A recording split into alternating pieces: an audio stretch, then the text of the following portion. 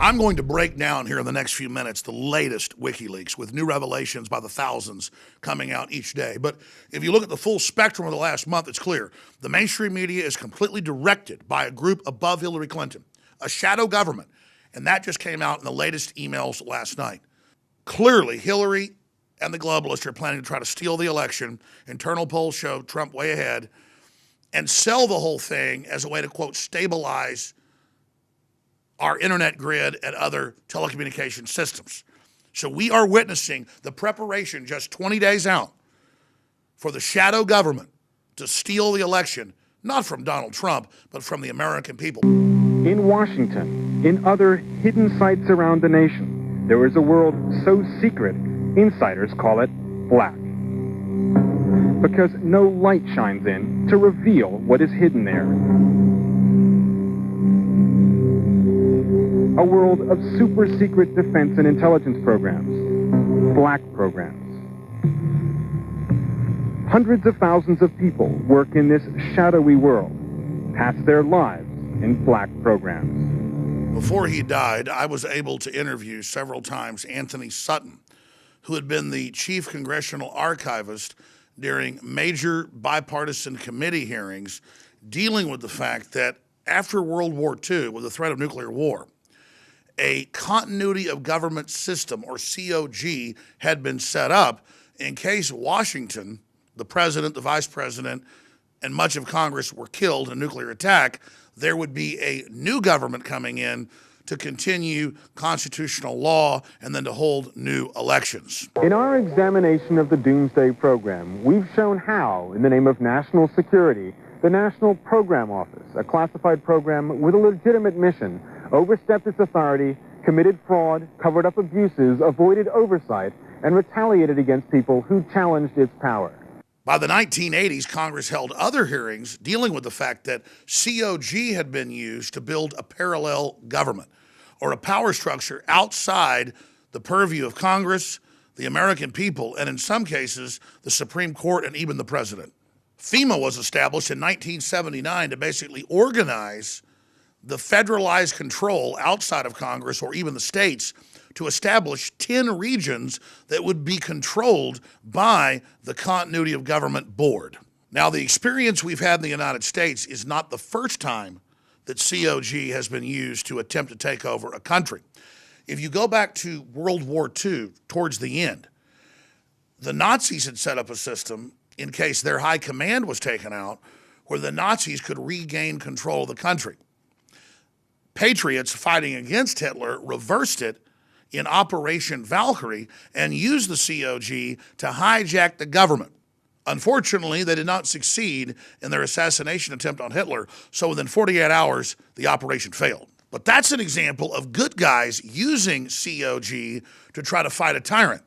Here in the United States, multinational interests, it's now been declassified, have used COG systems to circumvent Congress, the people, the courts, the media, you name it. We've seen tens of thousands of WikiLeaks emails of Podesta, Hillary Clinton's chief of staff, and others released in the last few weeks. But this new data dump comes from the FBI. On Monday, they released thousands of pages of emails of high-up Clinton aides, as well as Hillary, organizing a cover-up of what was really happening with her investigation with the emails and the classified information. And over again in the emails released by the FBI, so this isn't questioned, Hillary tells her staff, don't worry, COG has taken over. And they say, what COG? Oh, it's the seventh floor or shadow government. It's handling the media, the corporations, the Congress, the courts. Don't worry, nothing's going to happen. So they take a system designed to safeguard the government in a nuclear attack, if the main government's knocked out, to actually set up a parallel government. And this has happened over and over again in third world countries. It's allowed coups in Russia. This system of having a backup government almost always leads to a coup d'etat. But in the West, it's more sophisticated. It's an unspoken coup. And as long as the mainstream media goes along with it and ignores all these incredible revelations, the coup is able to operate in the dark. The FBI released other documents yesterday as well, showing 50-plus pages of memos from senior FBI agents who were visiting with Hillary Clinton's aides and top staff of the State Department, saying, listen, we'll give you a lucrative job in the State Department. You can be the ambassador's assistant. You'll make 3 times as much money. Just don't report that she was passing classified emails. The FBI went and filed internal memos on this, and the FBI agents are in the memos so upset saying, call a grand jury. This is espionage.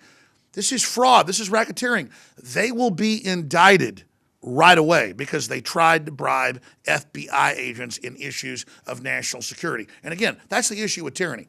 If they can become too corrupt to fail, like big banks, then the sky's the limit. If they're able to get away with this, what else won't they get away with? And in other WikiLeaks, separate from the FBI, we have Hillary saying, just do whatever George Soros says, make him happy.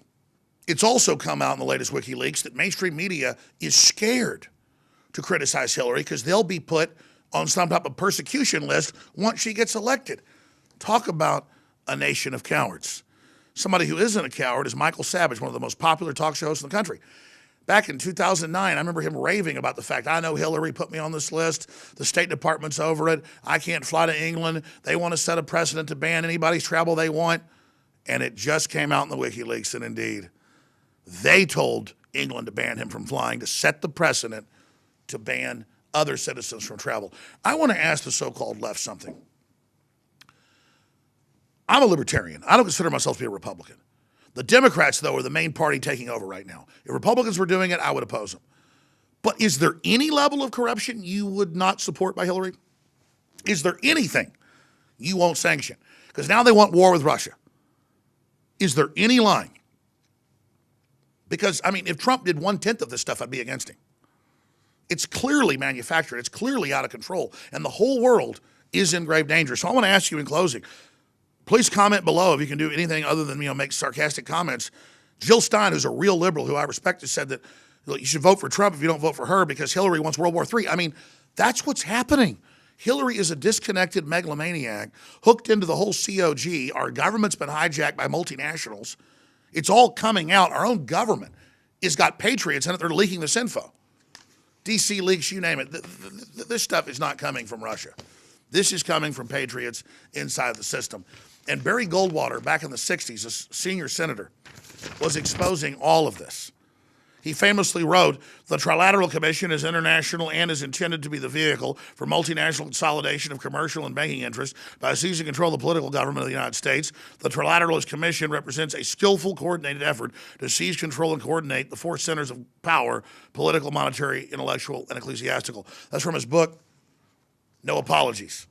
And everything he talked about has come true, and he warned of the COG. So here's the confluence of crises that are happening. Here is the perfect storm, the planets aligning for nightmare tyranny. You have dinosaur corporate media that nobody wants to read, nobody wants to follow because they're so discredited, they're such a joke. I mean, shadows of themselves. 5% of the viewers on average they had 10 years ago. Wanting the government to censor new media because they can't compete.